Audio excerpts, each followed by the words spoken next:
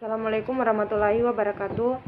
Perkenalkan, nama saya Fatin Nabila, stambuk A40120242. Baik, di sini saya akan menjelaskan sistem pendidikan di kawasan Asia Barat, yaitu Turki, dan sistem pendidikan di Indonesia. Untuk memenuhi tugas UAS mata kuliah pendidikan komunitas Asia.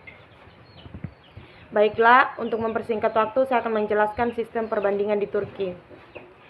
Studi banding dengan sekolah-sekolah yang ada di negara Turki yang bertaraf internasional.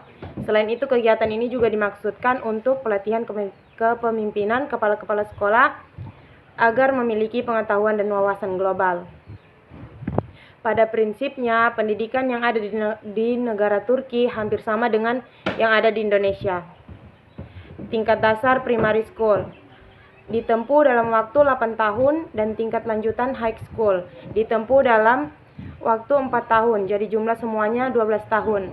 Hal ini sama dengan pendidikan di Indonesia, yaitu 12 tahun. Dari SD 6 tahun, SMP 3 tahun, dan SMA 3 tahun. Sistem pendidikan di Turki dimulai dari anak usia 3 sampai 6 tahun dikategorikan preschool. Baik. Periode ini tidak diwajibkan bagi orang tua untuk mengirim anaknya ke sekolah. Tingkat partisipasi masyarakat mengirim anak mereka hanya 33% dari usia anak preschool. Pendidikan wajib belajar dimulai dari anak berusia 6 sampai dengan 14 tahun. 8 tahun wajib belajar. Sistem pendidikan di Turki menggabungkan antara sekolah dasar dan SMP. Di Indonesia menjadi satu nama, yaitu pendidikan dasar.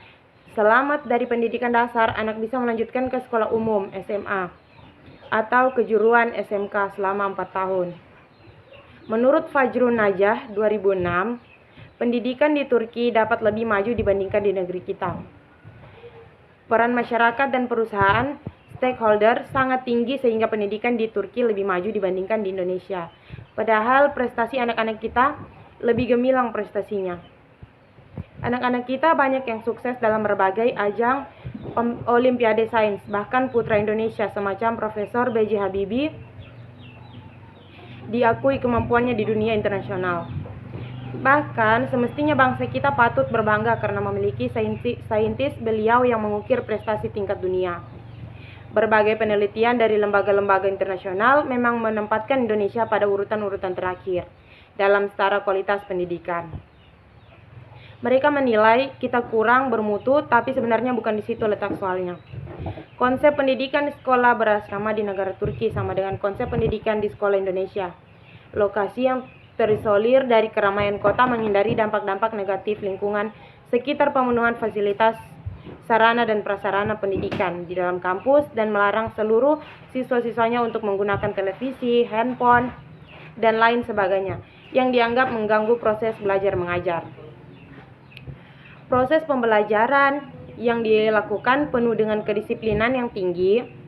Semua guru yang mengajar harus mengacu kepada silabus yang telah ditentukan dan membuat persiapan mengajar sebelum PBM dimulai. Selain itu, semua guru juga dihimbau untuk berprestasi dalam bidang yang diampu, baik prestasi akademik maupun non-akademik.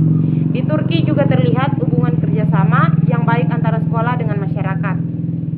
Di Turki, baik orang kaya maupun yang hidup pas-pasan semua sudah terbiasa menyumbangkan uang mereka untuk kemajuan pendidikan anak-anak mereka. Sehingga pendidikan di Turki dapat lebih maju dan merata bagi semua anak. Sedangkan di Indonesia hanya sebagian kecil saja dari orang kaya dan pengusaha yang membangun sekolah bertaraf internasional. Itu pun hanya mereka yang mempunyai biaya saja yang mendapatkan kesempatan untuk belajar di sana, karena untuk masuk ke sekolah swasta bertaraf internasional perlu biaya yang sangat besar. Terima kasih.